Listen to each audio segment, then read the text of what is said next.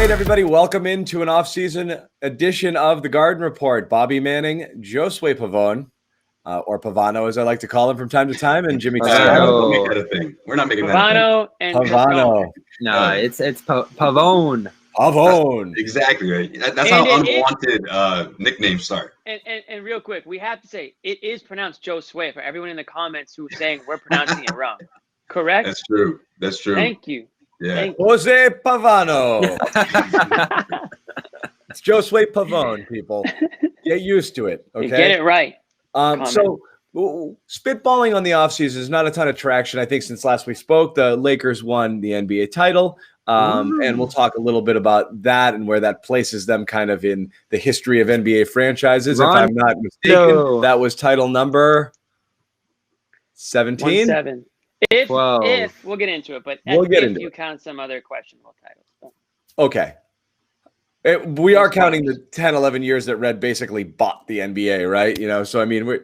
There's a lot to digest there. Yeah, we don't talk the about ice capades, whatever the hell it was called.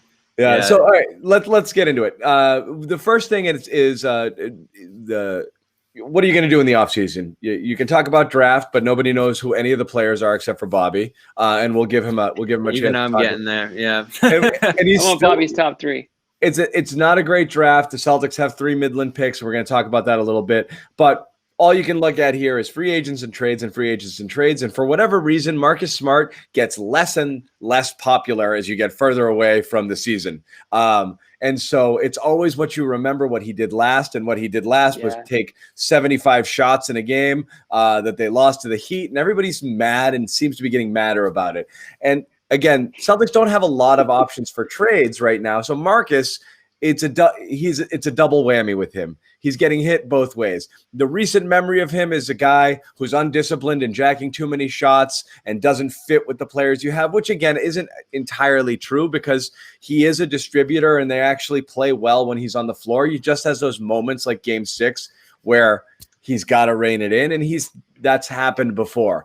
The other is he's really only he's really got the only guy with a tradable salary and the only asset that you can deal. So naturally his name's going to come up. So one trade that came up, and I'm going to start with it here, and then we'll kind of kick around other possibilities on the Simmons and Zach Lowe podcast, a theoretical swap with, nope, you hate it. Pavano doesn't like it. No, he's leadoff. He already hates it. That's a leadoff.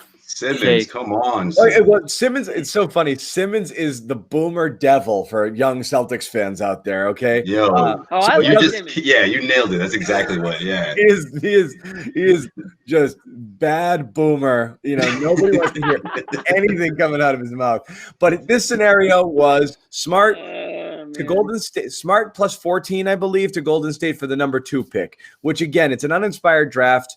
We could kick around some of the players who might be there, and we'll let Bobby spitball at that. But at face value, is this a deal that you would do if you're the Celtics? Let's start with Josue, because obviously he's not liking it.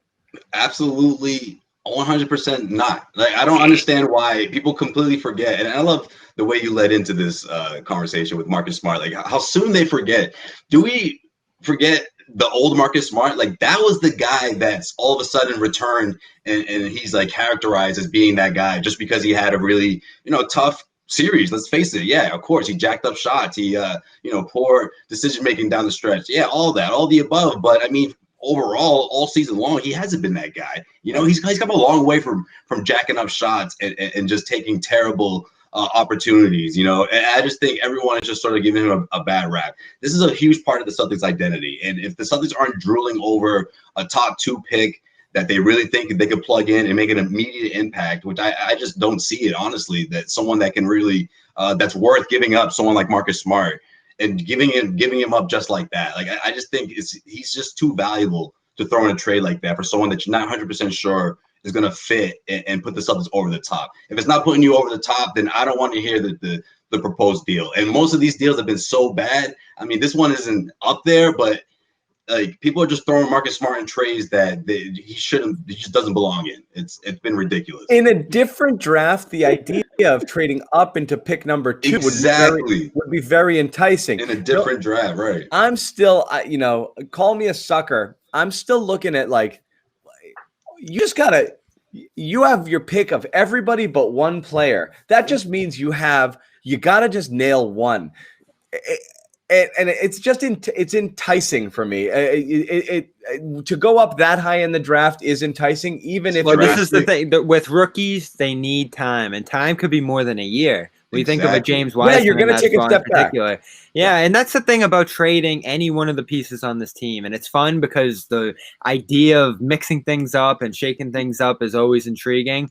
But ultimately, the Celtics, looking back toward 2015 now, and Marcus Smart being the center point of that, have developed year in and year out, progressed. Besides 2019, we all know what happened there.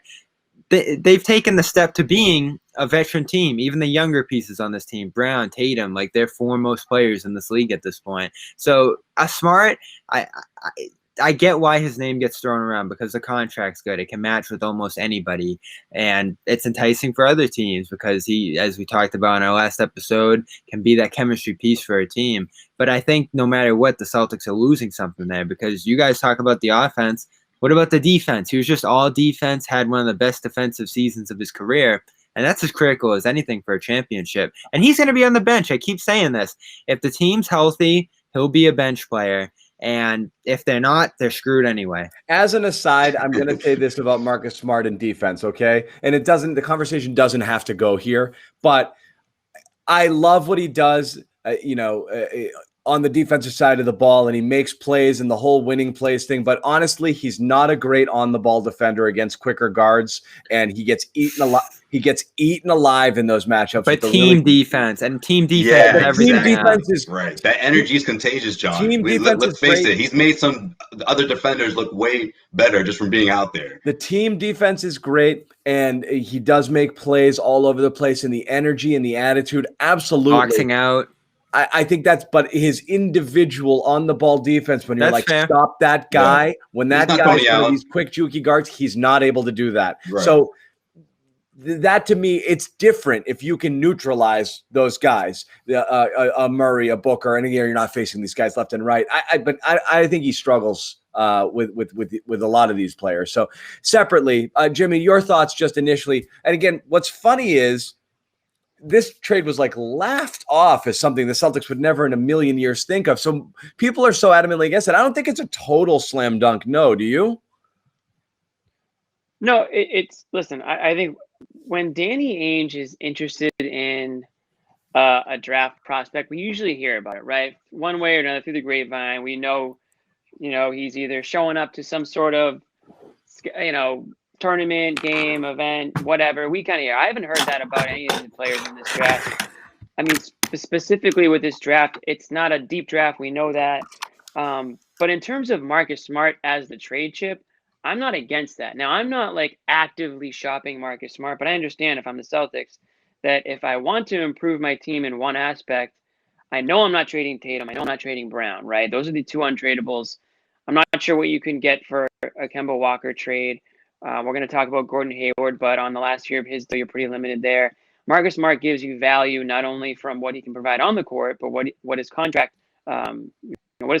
is. So if you're looking to improve in one area, Marcus Smart is a valuable piece and an asset that a lot of teams would be interested in because of all the reasons you guys talked about why you don't want to trade him. How he is on defense, team defense, what he brings to the team, his intensity. He's a veteran in this league now, believe it or not. And I think he can help a winning team. So why can't he help the Celtics? Well, he can. He has. And I think maybe his role obviously changed in the bubble when Gordon Hayward went down and he was doing a lot more than what maybe we wanted to see him do. And it's give or take with him, right? I mean, his gift is his curse at times. And I think, like John said when he first started off the video, it's Marcus Smart's very what have you done for me lately? So the last thing to remember of Marcus Smart is the shot checking. But there are some games when he's diving over the court and he makes the crazy pass or the big rebound. He is a versatile defender, but he's not a shutdown defender like John said. But let me ask this, okay? Because this is what's funny. I love these. I remember at NBC, we did a segment back with potential trades. This was the year that they picked Tatum, and they had the number 1 pick, and it was okay, you want to trade up and get Leonard, you want to do this, you want to do that. So came up with a bunch of trade hypotheticals. And my favorite thing about that segment was both sides were furious saying they would never do it. Okay. That's this trade, right? And that's this trade. Yeah. The Warriors are like, are you freaking kidding? And that's the thing about this You're going to draft. give the number 2 pick for this friggin' ham and egger who, 34% 3-point shooter who plays some defense, a gritty glue guy. I don't want that. I want stars. And that's the whole thing is it's the promise of what may come from something like the 2 pick of a potential third star. You got to home grow these things. This is why I'd be for it. But who though? Who? Here's Who the thing. is It doesn't Who's the matter. guy? Yeah, it doesn't matter. It does matter, though. You have to have an idea of who you want. You know where your ceiling is now, which is play everything perfect, have no injuries, possibly get to the finals, and then who knows what, maybe for the next year or two, or just next year. But in order to get to that next level, you're going to need a third star to put with Tatum and Brown, and chances are you're not going to be able to go Supermax sign that guy in 2023 because you're going to have one of those teams that has 3 players and then friggin' nothing. Mm-hmm. Okay. Right. If you can make the money work. So the best path to that is home grow it. You got to find a way to, it would have been great if you hit a home run on a hero. Again, we're not going to say hero is that guy, but it would have been great if you hit a home run with one of your non-lottery or lower lottery picks. Yeah. But right now, this is the best chance you're going to get a guy. And again, This is a hypothetical trade, but I do this every day of the week, because it's just possible that you hit that home run. I'm not looking for next year. Your championship window is this short. If you stay with what you've got right now, it's 2 years, or you possibly extend it into Jalen and Jason's prime by hitting a home run, and I would absolutely take that swing. Okay, but that makes sense in what you're saying. But at the same time, Josue's all in. Okay. At the same just time, start with Jimmy and then Josue. Yeah. Okay. What you're saying makes sense. You obviously want to spread out the wealth, and you want to have guys rotating into your roster that contribute at all different times of their careers, right? But if you're the Celtics, you're at a point now where you were, you can make the case that you should have been in the NBA Finals. You're right there. Again, I'm not against trading Marcus Smart or Gordon Hayward, but do you trade them for a prospect, somebody you have no idea on, somebody that's not going to help you theoretically next year that much, right? Maybe it could to an extent, but when you make a trade like that, don't you want to make sure you're getting something back to you, like a proven commodity, something that can help you take you from Eastern Conference Finals to NBA Finals? And I just don't know if you're the Celtics, if that's the trade that's going to do that for you. Now, if you're the Golden State Warriors, I mean, that's exactly why they would make the trade, right? Because they're having their guys all come back, and they're at the cusp of going from this might be to even greater if they bring Marcus Smart on. So they're saying, well, we don't think we need a top prospect because we're built for NBA Finals already. The Celtics could make that case, except they're set a little bit more for the future. And obviously, if you want to talk about homegrown products, you can just look at the Warriors because that's why they are where they are. And the Celtics are starting down that path because you've already got 2. Right. So why do I you agree. They're starting down that path. Yeah. John? No, what's that? Like, why would you stray from the path? I'm not. I would continue on. They may have hit their peak. I believe they may not be able to go any better. I believe they've hit their peak. The case is. Hold on. Let me get into it. Go. Yeah. Okay. So the reason I say it like that is because look, Danny Ainge has orchestrated this thing somewhat perfectly, right? Not perfect, but nothing's going to be perfect in this league, right? So what I mean by that is you have Marcus Smart at making 13-12 million, right? What a steal. Yeah. Plenty of value there, right? Jaylen Brown, and I think this is a move that has been so overlooked. You lock in Jaylen Brown for that amount of dollars, right? Compared to what Jamal Murray made, I don't even want to go down that road, but just, I'm throwing that out there just so you can use that, to compare it to what Jaylen Brown's making. That's a steal and a half, guys. Jason Tatum, Jaylen Brown, these guys need to turn into the Kawhi Leonard and Paul George of the Eastern Conference. Now, look, I know the Clippers didn't do well. I know that story didn't end well. But what I mean by that is these two guys need to take control of the team. They need to lead the team. You had these two guys locked in. You have Marcus Smart. That's a bargain right there. Why are you going to rock the boat and trade someone like Marcus?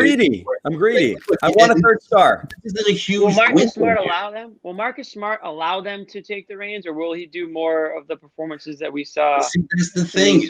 Look, I'm adamant what happened? I'm adamant the conference finals. Look, I just think this team's been around each other for quite some time that they can iron those things out. Like, I don't think it's the end of the world. Are they good enough? Yeah, to I'm win at it. the This NBA team doesn't Finals? need to make a drastic trade. It just, I don't see it. They're good enough to win, Jimmy. I just think their health's fleeting, which we've seen the last couple of years, and they don't have the depth to sustain when they lose one of their core guys. Now, if they're able to maintain this group for years to come with the Hayward restructure, which is a possibility out of all of this as well, I still think they're in a pretty good spot with their top-end talent to contend. And if they can mix in one good draft pick, it feels like they'll have enough of depth there. But what John describes here is important because they don't have tradable contracts into the future, especially if you lose Hayward and you're not filling out that spot there. And Smart does only have 2 contracted years left. So what you're looking at here is you want to contend now, but you also want to have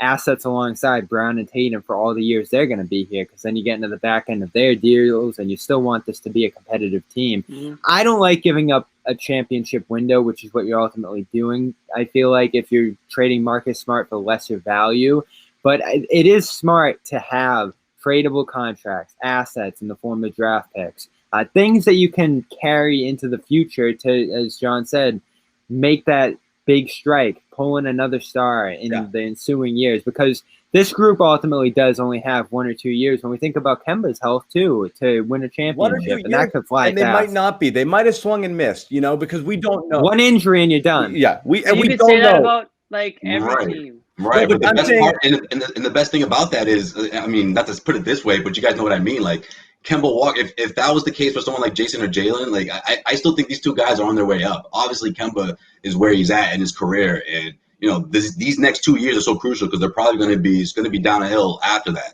You're a little bit worried about Kemba's health moving forward, but again, I think if you can somewhat go into limiting his minutes throughout the course of the regular season, making sure he's good to go, come to the postseason. I think Jaylen Brown is that good. I think Jason Tatum is that good. We're going to see an all-star season from Jaylen Brown. See, I think we agree on that. But that's the thing is, I think this is the problem with the Marcus Smart debate. I just think you're locked into that window. A lot of people think when you try to get rid of him, you're getting rid of him because you don't like him. It's not that. No, that's not right. It. That isn't it. It's like Bobby said, and I was saying earlier, is you're doing it to, you always have to manage now and down the road. You're not. This is not win now or bust when your core players are 22 and 21. You know what I mean? Is like. That's not what you're worried about winning now. You theoretically have a 7-8 year window to build this roster around these people and make sure that when you get to the point where Tatum's going to start to have choices, that you have something here that's worth staying. Because the one thing you don't want is Mr. Friggin' LA or a 25-year-old guy looking around and like Miami's kind of cool. I was just going to say that. Yeah, Dallas is on the rise. There's some legitimate destinations rising, and LA is trying to get off that Luol Deng contract. So you got to worry about that. Third max. You're as much managing for, I got to keep these guys here and happy and make sure that I've got the team that they stay. You don't want a Giannis situation, or you don't want a Kawhi, whatever it is. You don't want people looking around like Kyrie Irving situation. Kyrie. So New Jersey's fine. So that could be part of the problem, is you have to constantly be building there. For me, the Marcus thing, I would take that swing even if it makes you a little bit worse, because I'm not as let me throw some more enticing names at you guys, because you're not going to get excited about the draft because those guys are years away from being important players. But I do think there's 2 teams out there that would be interesting team partners for Boston. I look at Orlando on the Hayward side. We talk about Nikola Vucevic, Aaron Gordon, those kind of guys, because they're flatlining out there. And I think a Hayward to mix things up there would be intriguing for a team like that. And I look to Sacramento on the Smart front, because that's a team that had been interested in him in the past. And they're going to have to trade Buddy Hield because of discontent there. I mean, it feels like he wants to be out of there. So those are 2 names I'm looking at. That's a lot of money on Hield. That's a lot of shooting. But is he a better fit offensively? You would do that Boston, to Marcus Smart. You would send him to Sacramento, man. It's not me. It's Danny.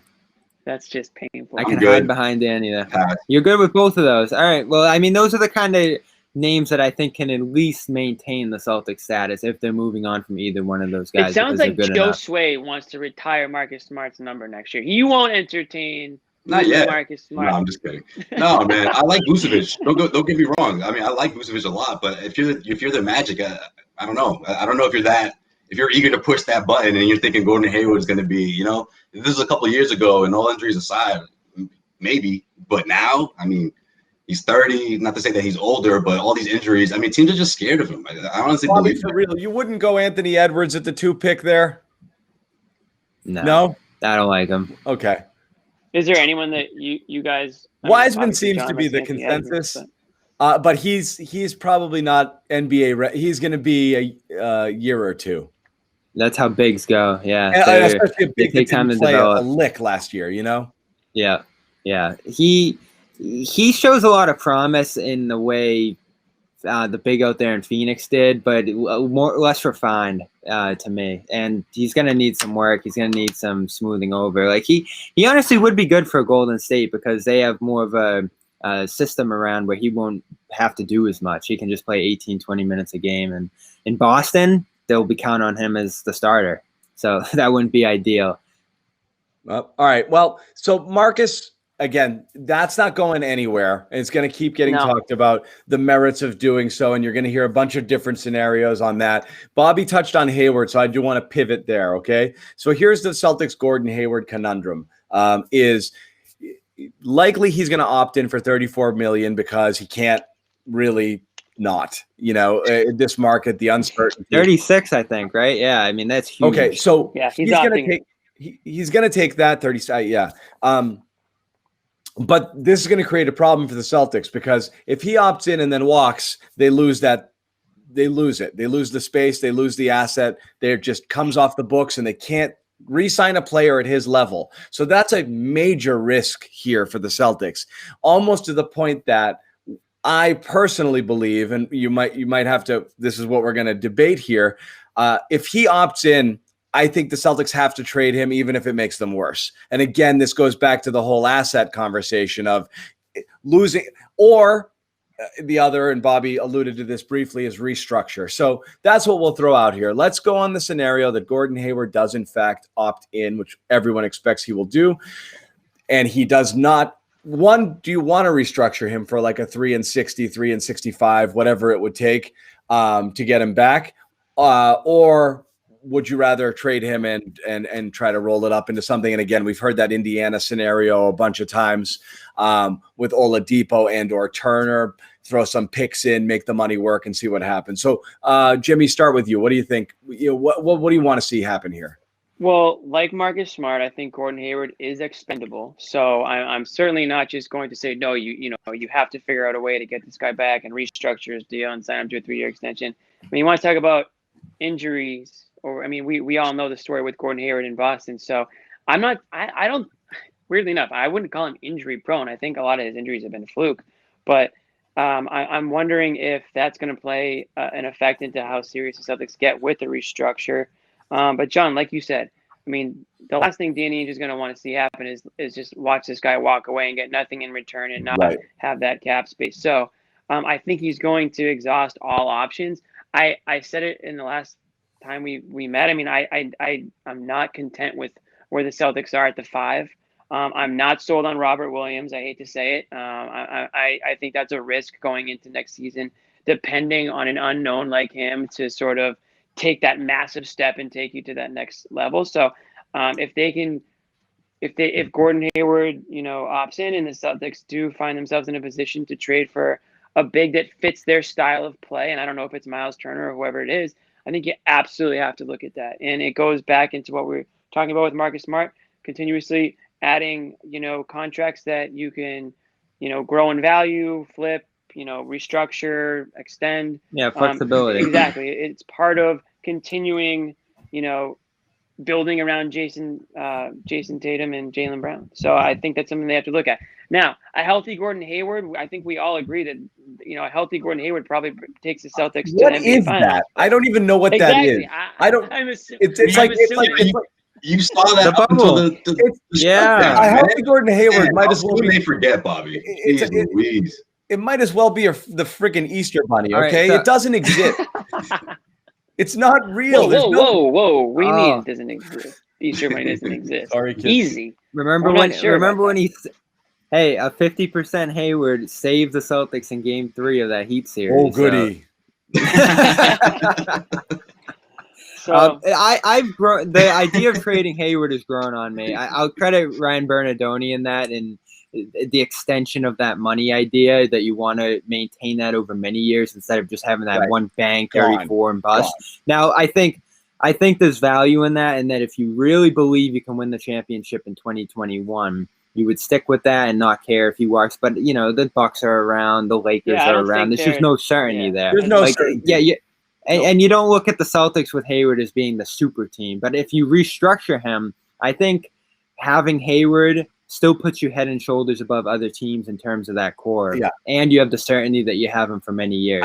Luckily, this is easy for the Celtics. If he opts out, you can work with him. If he opts in, you can trade him. So the decision becomes fairly easy. And I think what's underrated here is Hayward can actually be very valuable for another team. Not just because there's the potential of him playing at a star level, but because he clears $34 million off that team's books. And even though it won't clear up the Celtics, it could open up a max slot or very close to it for another team that wants to get on next year. He has value, but you may get a lesser something in return just to be able to kind of hang on to an asset. So it's in line with the Marcus Smart conversation. It could theoretically make you worse. I think no one's going to argue the on-floor product It will. is better. It will. It almost certainly will. No one's going to argue the on-floor product is going to be better if Marcus remains and plays out his contract and whatever happens there, and Hayward restructures or even plays out next year. But if he's there and he's healthy, which Hayward's never been healthy, I guess.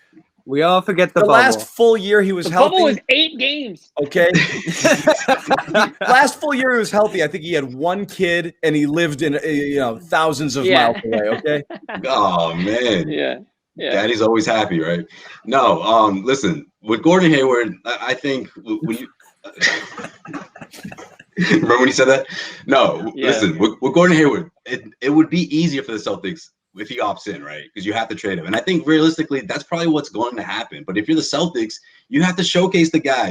Again, to my point, you have to prove, or at least that's a good point. He can play to the level that they saw, I guess, 25 months ago, because you guys already forgot. I mean, he did that all season long. He balled out. Like teams that doesn't he got hurt 3 times during the year.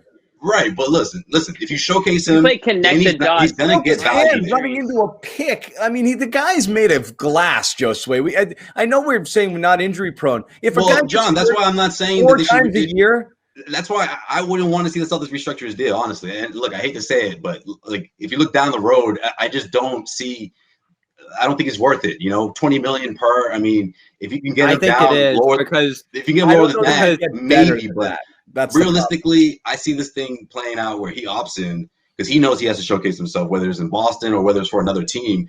And I think if the Indiana Pacers, now here's the only problem with this situation is with the Indiana Pacers, I love Miles Turner. I love that scenario. Oh, I hate him. I like him. I think he would play well at the Celtics. Shocking. I like the fit. But to your point, John, you lose that trade, but you take it because you want to get some value out of the deal, right?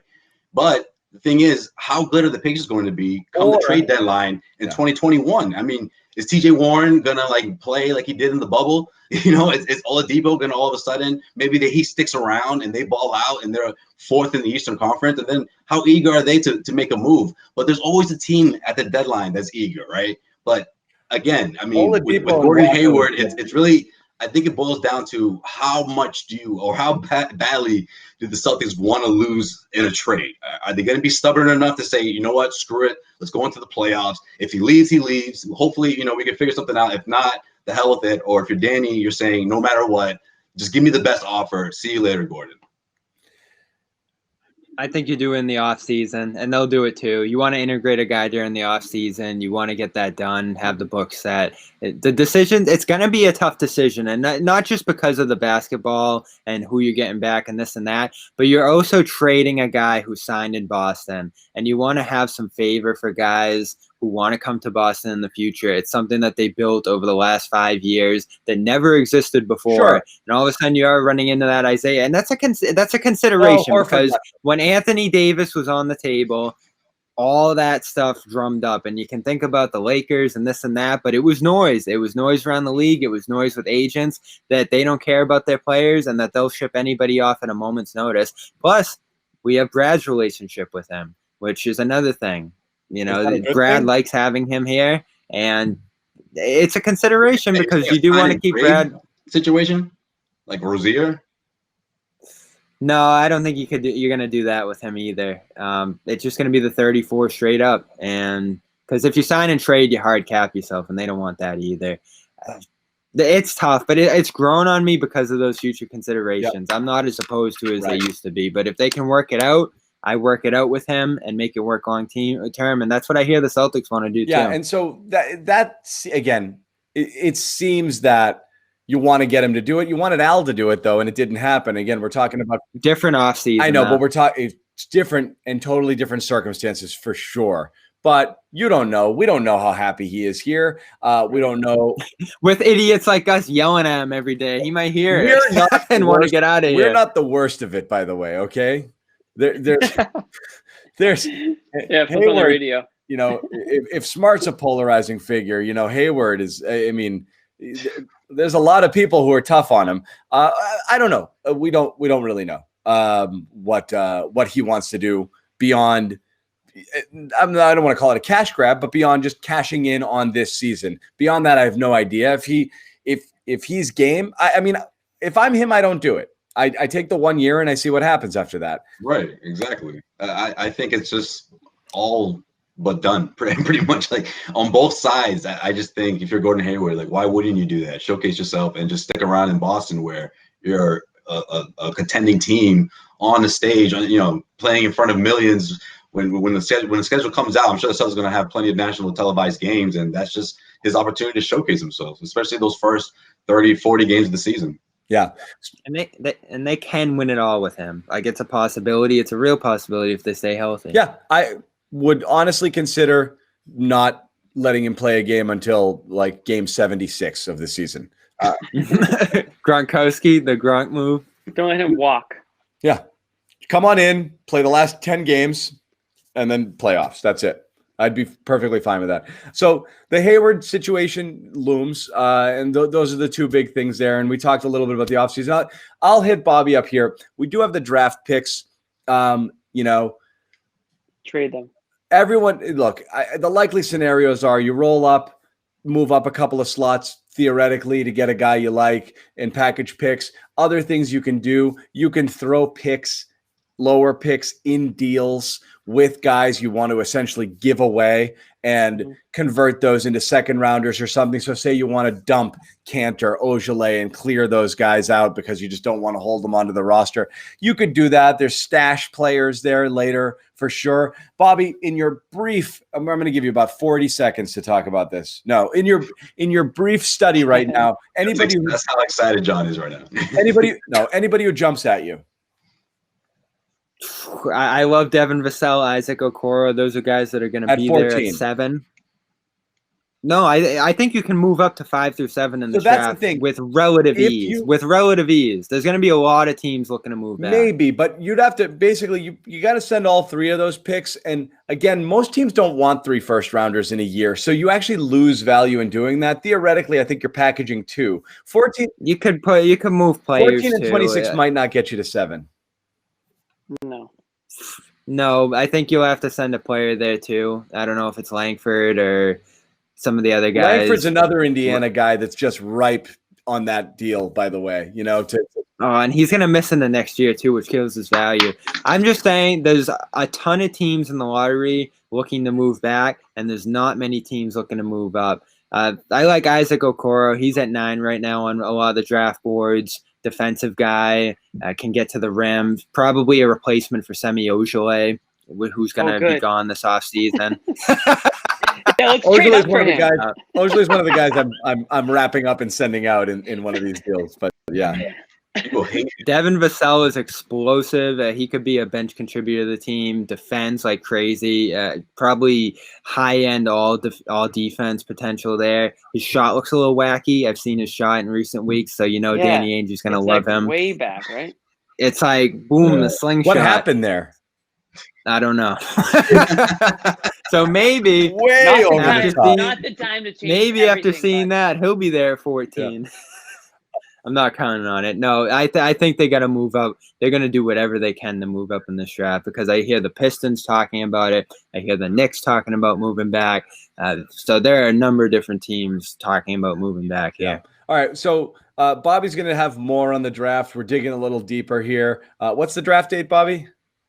November 18th. Okay, so we got a little under a month, and we will ramp it up there. They've got guys in. There's players they're looking at. So I know we're gonna be hearing names pop up, and we're gonna learn a lot more about these guys. Also, as trade scenarios start to pop up, and you start to envision, okay, start looking at that 6, 7, 8, 9 slot. If you do jump in there, who you might potentially get. And again, it doesn't seem to be the most exciting draft, but it's certainly more exciting than drafting another wave of Grant Williams, Carson Edwards, and James Young. You're right. James Young. Yikes! Sorry, I shouldn't have said that. That just I took was a thinking leap. RJ Hunter. Can we get some more names out there? Hunter was There's the RJ. steal of that draft. Juwan Johnson.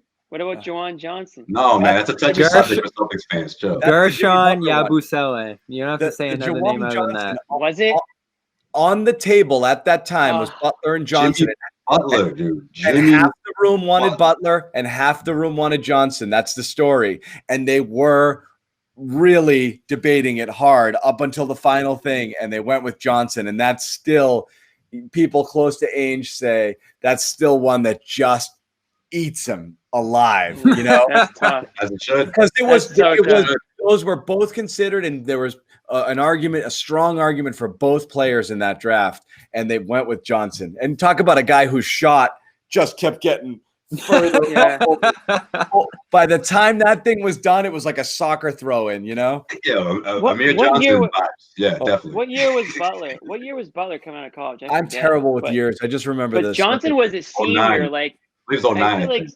everyone knew who Juwan Johnson was at that point. I don't know what the big, I don't know. That's a That was killer. a.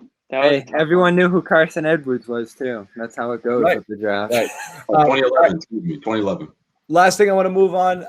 The Lakers won deservedly. Purple and gold confetti. They did. It was They won. I said they were going to win. John, you didn't believe in the Lakers throughout the entire Neither did I. bubble, and yeah, you or Bobby. I think me and Joe Straight were like, "Nah, it's Lakers. Like it's gonna be Lakers," and you guys were like, "Nope, I not thought deep enough." look, I was taunting you guys with Heat and 6, but I agreed with Bobby that the Heat would make it more competitive than And they did. and they did. They What's did. funny is when they won game 5, when Butler saved them there, he was giving post-game interviews like, that's all I had. You know, like Oh knew- my God! Did you see him I walking? mean- He did the old man getting out of his chair, Yeah. creeping away. Right. That was their championship. All of the commentary is like, I did it. We did it, man. You know, it's like, you really didn't do anything, but it kept Right. the series competitive. It looked closer than it was with the 6 games there. But Yep. less about that, more about the two questions off of it are, I'm never a legacy guy. I don't think LeBron to me is no greater for having won another championship here than he would be if he played 10 more years and never won again. He's still the best, or at worst, a fraction behind Jordan, who's ever played. And nothing's going to change it. You keep adding stuff to it. Maybe it makes it easier for people to be able to clearly say he's number one. Because some people really have a tough time saying he's better How than can you Jordan. say nothing he does is gonna Because add he's to the his same legacy? guy to me. The wins are the wins are about the competition, the team construction, the timing, everything that happens there. You know, like I'm not faulting him for running into monster Golden State teams. If he was he was no lesser of a player there when he wasn't And he able to beat win. one, which how much more do you weigh that versus any single one of Well, Jordan's? I'm not counting it against him, but I'm saying he can do more. I don't think he can do anything to hurt his legacy. I think He he can cannot. only make Yeah. it He better. cannot. He cannot. Oh, I agree. He missed yeah. the playoffs. If there was anything, it would have been that. I mean, think of it like this. I mean, the way he played this year, and I mean, you could make the case that he was easily one of the best players from start to finish this year in He's the been bubble. the MVP of the leagues every year Right. since year 3 here. Okay, he should have 15 MVP awards. It's ridiculous that he doesn't. He's the best player every year, and it's not close. But you're going to follow the analytics or the stats or friggin' great. Giannis is great. It doesn't matter. LeBron's the best player always. And the crazy thing about it to me is that, like, how old is he? 35, right? At 35, and people always want to 17 years. People want to compare LeBron and MJ all the time. Michael Jordan at his age 35 season, golfing. He had retired at his age 35 season, and LeBron's doing what he's doing at age 35. So, I mean, I'm not going to have a LeBron MJ debate right now, but I mean, that's one of the things that you could certainly say. He's not human. Yeah, exactly. He's not a regular person. All LeBron did. I mean, LeBron played more years. So it's a unique title. It's a unique title. Wait, hold on. I don't know. Bobby, Josue, you're going over each other. Josue, what were you saying? Oh, I thought you were asking for both of us to talk at the same time. No. Just keep interrupting each other. Regardless if he's not the number one scorer on the team, if you're one of the top two guys and you're leading the team, if you're putting up stats the way he did in the NBA Finals, I mean, you're going to push the needle in terms of that conversation. In this championship in particular, doesn't really bump him up on my list. Maybe a slot or two, but I mean, at the end of the day, if you want to put him over Jordan, John, you're going to sit there and say if he goes off and rattles 4 more titles or 4 titles in the next 6 years that you can't even at least say this is maybe not more of a conversation, but more of a declaration that he is the greatest. I have him ahead of Jordan already, and I have for years. So it doesn't change my opinion. I mean, sorry, not you, but you know, anybody else's people opinion. Will, but it's almost like the Tom Brady conversation. He'd already established himself as the greatest, and then they're like, "Oh, is this a legacy-defining championship? Right. What if he loses? What if Tom Brady falls to 500 in Super Bowls? Is that going to hurt his chances?" You know, like every time you serve him up as a chance to add to that resume, there's also a chance theoretically to detract, which I think is nonsense.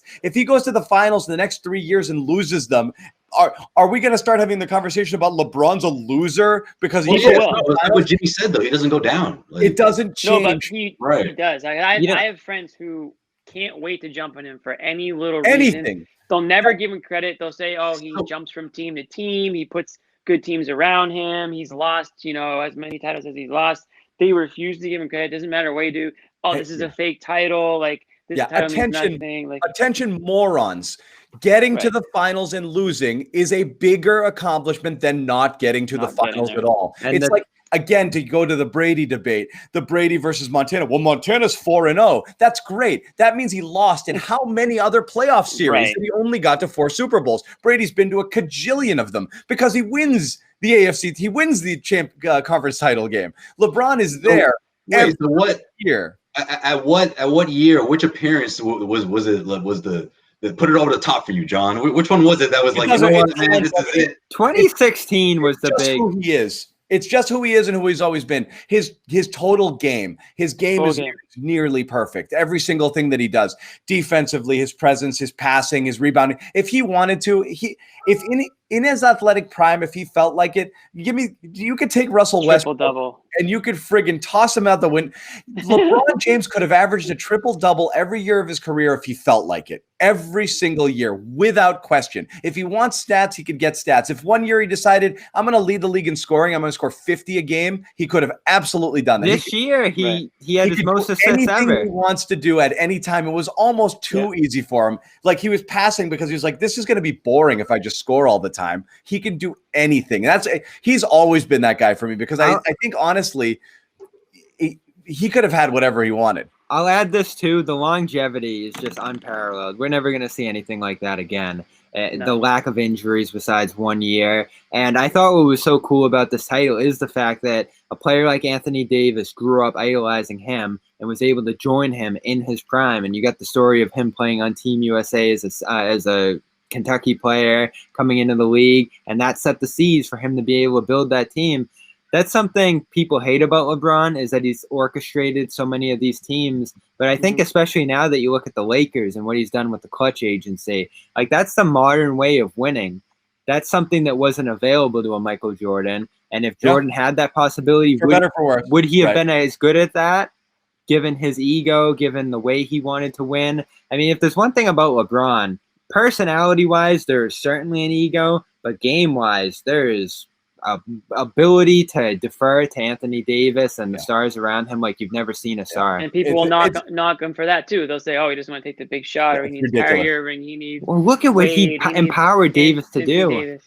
Unreal. No, I agree. That's a really good point. It's impossible to not have an ego when you are. When he was good enough to play in the NBA when he was 15, and it's impossible to not have an ego when you've been the chosen one your entire life, and to have this much of a spotlight on him. I remember, I'm working as a nighttime shift producer at NECN back in the day in LeBron's rookie debut, and we're a Boston outfit. Boston sports station, and I cut 3.5 minutes of highlights from his debut, and people are like, "What's wrong with you?" I'm like, "This guy, is it, man." John put Boston on. I went down a YouTube rabbit hole like not too long ago during the bubble of just LeBron James as a high schooler, and the interviews that he would do. He sounds just like he did televised.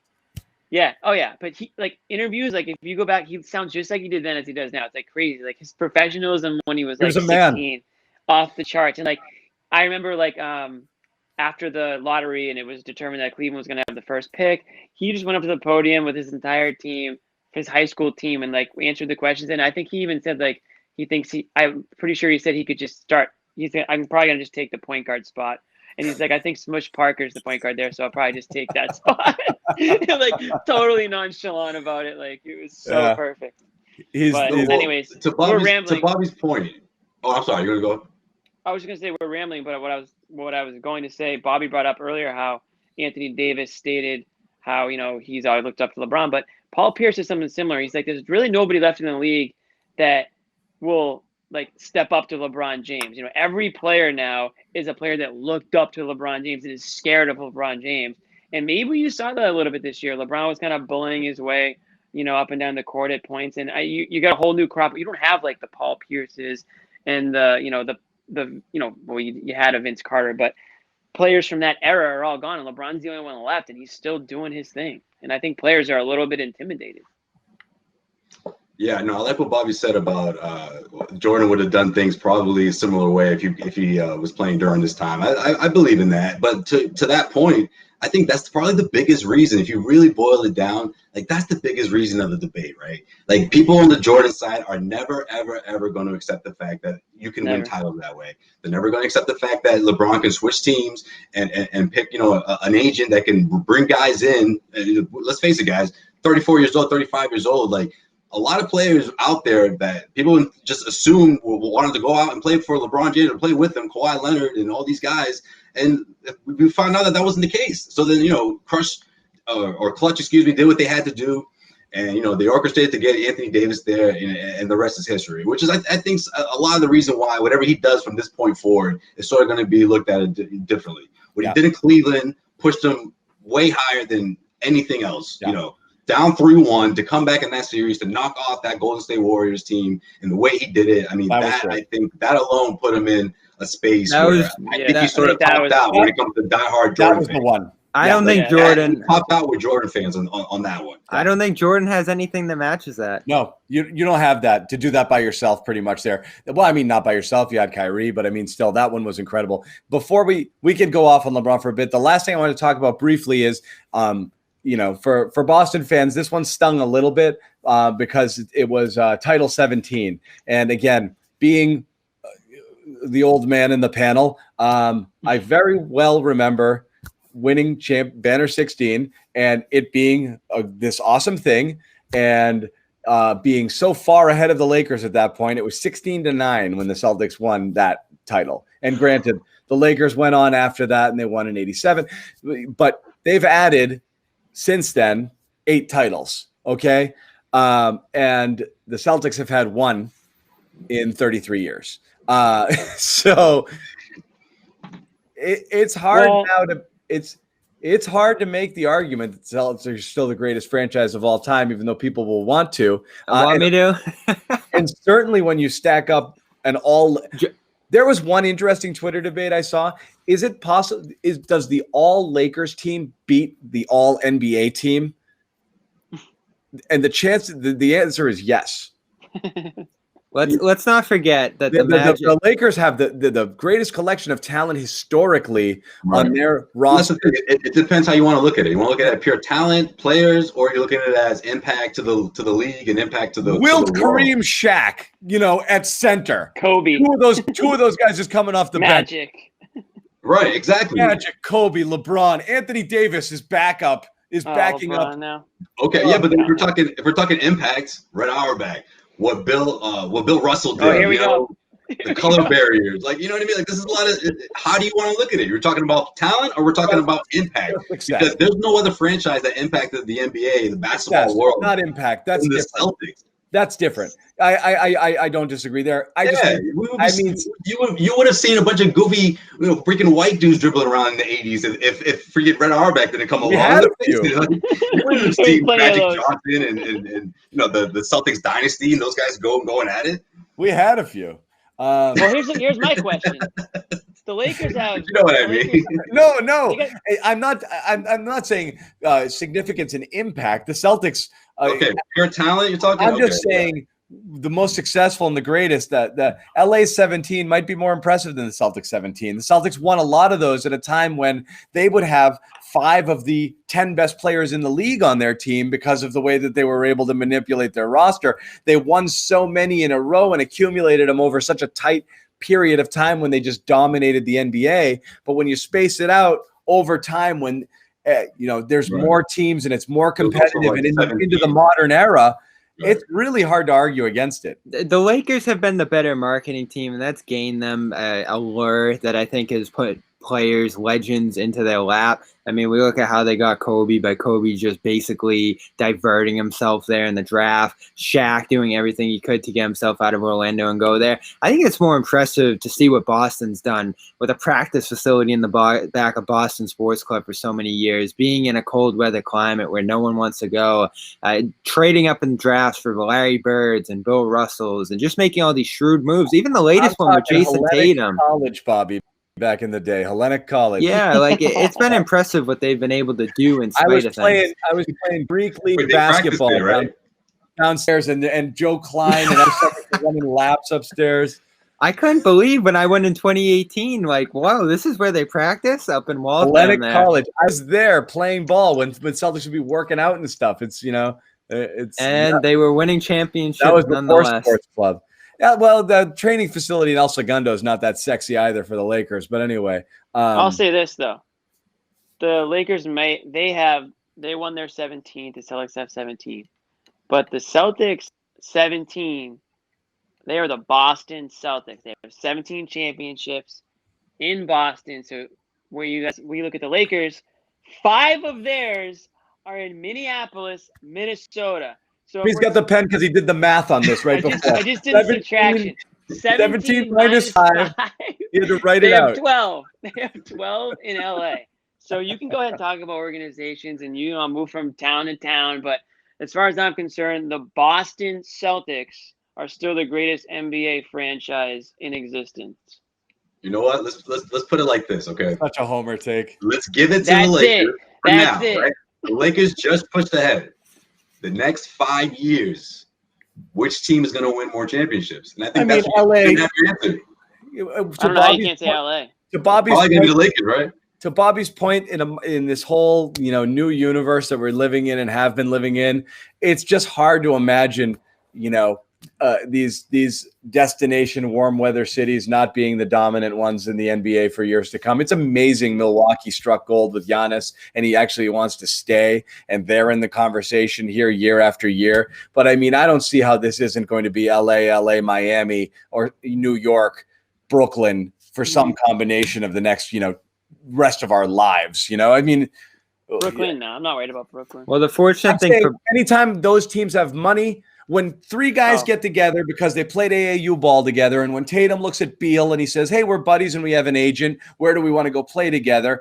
They're going to be looking at one of the New Yorks, the LA, or Miami. I mean, that's it. Dallas. Maybe Chicago has a little reemergence. Who knows? No. That's it. Those are the spots.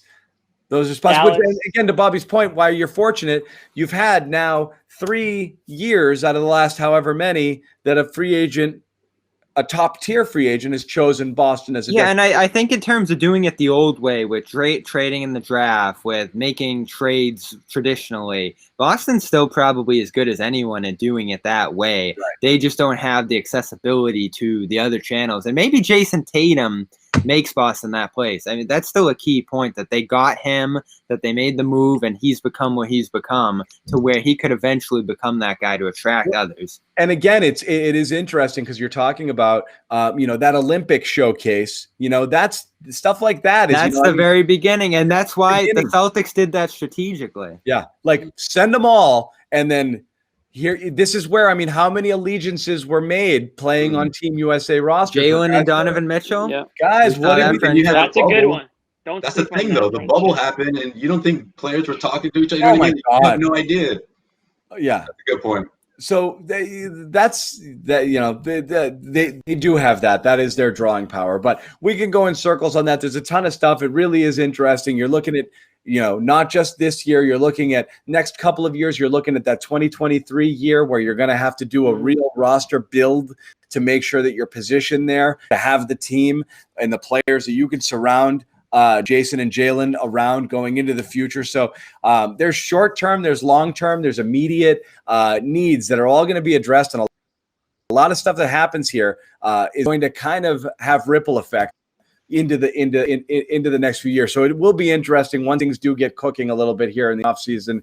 But we'll have more to talk about next week. Until then, Jimmy Toscano, Bobby Manning. I got to say your name last, Josue, so I get it right. Don't say it. And Josue Pavon. They need to bring back that meme or whatever that was. Yeah. Not bad, though. That's pretty good. Josue Pavon from heavy.com. Wrapping it up here with the Garden Report. Thanks for watching. We'll be back next week.